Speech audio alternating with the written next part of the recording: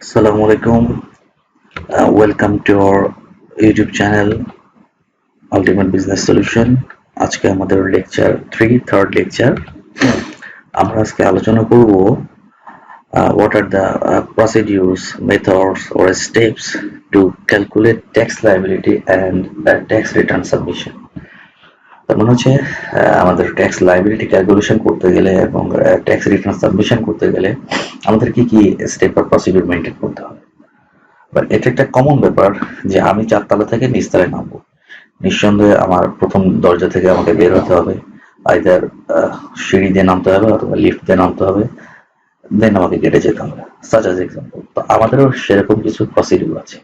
তো প্রথম প্রসিডিউর হচ্ছে ইনকাম ইয়ার এবং অ্যাসেসমেন্ট ইয়ার নির্ধারণ করতে হবে। আমি আমার ফার্স্ট লেকচারে বলেছিলাম যে আসলে আমি বাংলায় কথা বলবো, কিন্তু আমাদের যে টার্মগুলো আছে টার্মগুলো কিন্তু আমি অবশ্যই ইংলিশ ইউজ করবো এবং আপনারা ট্যাক্স লাইনগুলো ডেফিনেটলি ইংলিশে পড়বেন, এতে কিন্তু আপনাদের বুঝতে সুবিধা হবে এবং আপনারা এগুলো মনে রাখতে পারবেন। তো যাই হোক বন্ধুরা, আমরা ইনকাম ইয়ার এবং অ্যাসেসমেন্ট ইয়ার প্রথমে নির্ধারণ করব। কিভাবে করতে হবে এগুলো নিয়ে আমি পার্ট বাই পার্ট পরবর্তী লেকচারে ডিসকাস করবো ইনশাআল্লাহ। দেন আমাদেরকে রেসিডেন্সিয়াল স্ট্যাটাস নির্ধারণ করতে হবে। এরপর হচ্ছে আমরা হেড ওয়াইজ ইনকাম নির্ধারণ করব। তো এখানে ছোট্ট একটা কথা বলে রাখি, সব থেকে বড় ডিসকাশন হচ্ছে আমাদের এই হেড ওয়াইজ ইনকাম এবং প্রত্যেক হেড ওয়াইজ ইনকাম থেকে এক্সেমটেড পোর্শন বা অংশ যেটা বাদ দিতে হবে সেটা। তো হেড ওয়াইজ ইনকাম কি আমরা সবাই জানি, 7টা ইনকাম কমনলি। তো এর বাহিরেও আরো 2-3টা ইনকাম আছে। যারা সিএ প্রফেশনের স্টুডেন্ট আমরা সবাই একটা সূত্র ইউজ করতাম, শিহাবকো। শিহাব, কারো বন্ধু যদি শিহাব থেকে থাকে তাহলে সে শিহাবের পরে যোগ করবেন কো। কো মনে করেন যে কই, সিও কো। তো এরকম আর কি 7টা খাত। তো শিহাবের এস তো হচ্ছে ইনকাম ফ্রম স্যালারি, আইতে হচ্ছে income from interest on securities, Shihab. এরপর হচ্ছে এইচ, এইচ তো হচ্ছে ইনকাম ফ্রম হাউস প্রপার্টি। তারপর হচ্ছে এতে হচ্ছে ইনকাম ফ্রম এগ্রিকালচারাল ইনকাম। এরপর হচ্ছে income from business and profession, then income from capital gain, এরপর হচ্ছে ইনকাম ফ্রম আদার সোর্স। এই যে 7টা সোর্স, এটাকে আমরা বলতাম হচ্ছে শিহাবকো। কিন্তু এর বাইরেও আরো সাধারণত 3টা ইনকাম যোগ হয়। সেটা হচ্ছে যে income from share of profit from any partnership firm or any other farms.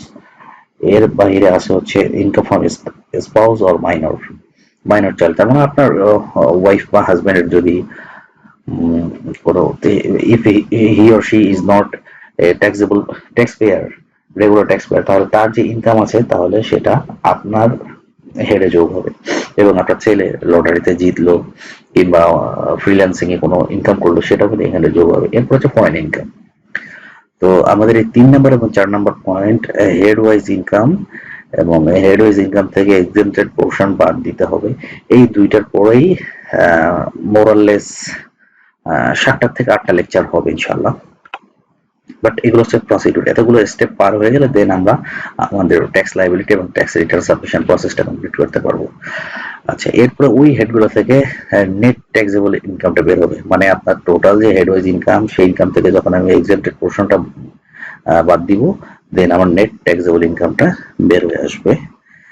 এরপরে হচ্ছে আমার এটার সঙ্গে যোগ হবে ওই যে আমি এখানে বলেছিলাম আমার অপ্রাপ্তবয়স্ক সন্তান কর্তৃক আয় থাকলে, তার মানে আমার হচ্ছে যে মাইনর যে চাইল্ড আছে। তো এখানে আমার স্পাউসের ব্যাপারটাও অ্যাড হবে। যদি আমার স্পাউস ইনকাম ফ্রম স্পাউস আর মাইনর চাইল্ড থাকে, সেটা এখানে যোগ হবে। এরপর হচ্ছে carry forward and set up of losses. এটা পুরোটা আমি ইংলিশে লিখবো এই কারণে, আসলে আমরা সবাই জানি ক্যারি ফরওয়ার্ড মানে কি, আমি পূর্ব থেকে কোনো জিনিস ক্যারি করে নিয়ে আসবো, সেটাকে সামনের দিকে ফরওয়ার্ড করলাম। তার মানে আমার গত বছরে যদি কোনো লস থেকে থাকে, সেই লসটাকে আমি আনবো, সেটা হচ্ছে ক্যারি ফরওয়ার্ড। এবং হচ্ছে সেট অফ করা, সেট অফ অফ লসেস, মানে আমার যদি লস থাকে সেই লসটাকে আমি কিভাবে বর্তমান বছরের কোনো প্রফিট বা ট্যাক্সেবল ইনকাম থাকলে সেটার সঙ্গে কিভাবে আমি সেট অফ করবো, সেই প্রসিডিউরটা। যদি না থাকলে তো নাই থাকলো। এই সব কিছু করার পরে আমার গ্রস টোটাল বের হবে, সেটা হচ্ছে গ্রস টোটাল ট্যাক্সেবল ইনকাম, সেটা বের হবে। তো গ্রস টোটাল তো আসলে সব না, আমাদের এরপর আরো কিছু প্রসিডিউর আছে।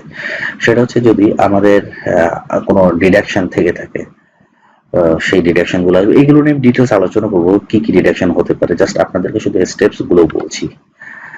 আমার টোটাল ট্যাক্সেবল ইনকামটা বের হয়ে গেল।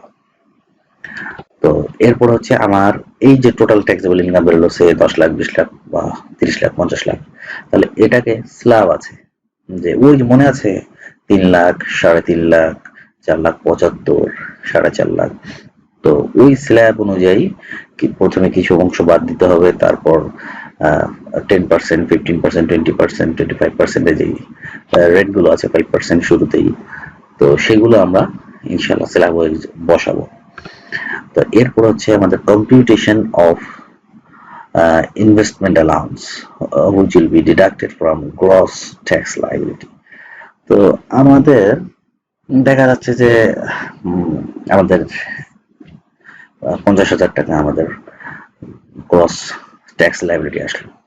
এখানেই আমাদের say as for example investment allowance, এটা নিয়ে একটা ডিটেলস আলোচনা হবে, প্রত্যেকটা পয়েন্ট নিয়ে আলোচনা হবে, সরি পয়েন্ট না, স্টেপ নিয়ে আর কি। তো ইনভেস্টমেন্ট অ্যালাউন্স আমরা ক্যালকুলেশন করার পরে দেখা গেল যে আমার 10,000 টাকা ইনভেস্টমেন্ট অ্যালাউন্স আমি পেয়ে গেলাম। তাহলে আমার 50,000 টাকা থেকে 10,000 বাদ দিয়ে আমি যেটা ডিডাক্ট করবো সেটা হচ্ছে যে আমার ফ্রম গ্রস ট্যাক্স, এই গ্রস ট্যাক্স লাইবিলিটি থেকে আমি এটা ডিডাক্ট করবো। তো ডিডাক্ট করার পরে কি পাওয়া যাবে, যেটা পাবো সেটার সঙ্গে আমার এরপরে আমাকে সারচার্জটা কি? সারচার্জ হচ্ছে এক প্রকার জরিমানা। মানে আপনার একটা নির্দিষ্ট লেভেলের, এটা নিয়েও আমরা ছোট্ট করে একটা আলোচনা করি, নির্দিষ্ট লেভেল পর্যন্ত যদি আপনার নেট ওয়েলথ থেকে থাকে, তার উপরে আপনাকে একটা অ্যাডিশনাল স্ল্যাব আছে, ওখানে আপনাকে একটা চার্জ দিতে হবে। মানে আপনার এই সম্পত্তি আছে কেন, এটা একটা অপরাধ। আপনার কেন 10 কোটি টাকা সম্পত্তি তো হোয়াইট থাকুক আর ব্ল্যাক থাকুক, মানে আসলে আমাদের যে ট্যাক্সের আইন, আমি ব্যক্তিগতভাবে অনেক জায়গায় আমি সহমত পোষণ করতে পারি না। তো আপনার যদি অতিরিক্ত সম্পত্তি থেকে থাকে, সেই সম্পত্তির উপর আপনাকে একটা সারচার্জ দিতে হবে। তো এইগুলো সবকিছু করার পরে আপনার নেট ট্যাক্স লাইবিলিটি বের হয়ে যাবে, যে আপনাকে গভর্নমেন্টকে এত টাকা দিতে হবে। মনে করেন সে এখন সবকিছু মিলে 40 বা 45,000 টাকা দিতে হবে। আচ্ছা, তো বিভিন্ন স্টেজে আপনার স্যালারি থেকে হতে পারে, আপনার ব্যাংকের এফডিআর থেকে হতে পারে, আপনি কোনো জায়গায় কনসালটেন্সি করেছেন সেখান থেকে হতে পারে, এনি আদার সোর্স, আপনার ইআইটি কেটে রাখতে পারে, যেটাকে আমরা অনেকে বলি TDS, tax deducted at source. আর এইটি হচ্ছে অ্যাডভান্স ইনকাম ট্যাক্স। তো যেটা কেটে রেখেছি ওই টাকাটা আমি অ্যাডজাস্ট করবো, আমার ওই চালান সহ সবকিছু সহ আমি অ্যাডজাস্ট করবো ইনশাআল্লাহ। তো দেখা যাচ্ছে অ্যাডজাস্ট করার পরেও কিছু টাকা বাকি থেকে যেতে পারে। তাহলে যদি কোনো ট্যাক্স বাকি বা পেয়েবল থেকে থাকে তা পরিশোধ করতে হবে। পরিশোধ করার পরে তখন আমাদের এই যে টোটাল ক্যালকুলেশন করলাম সবকিছু, এই অনুযায়ী আমাদের ওই যে ফর্ম আছে, ফর্মটা ফিল আপ করতে হবে, ফর্ম করে আমাদের নির্দিষ্ট রেসপেক্টিভ জোন এবং সার্কেলে জমা দিতে হবে। তো বন্ধুরা, আজকে পর্যন্ত এতটুকুই। সকলকে ধন্যবাদ, সবাই ভালো থাকবেন।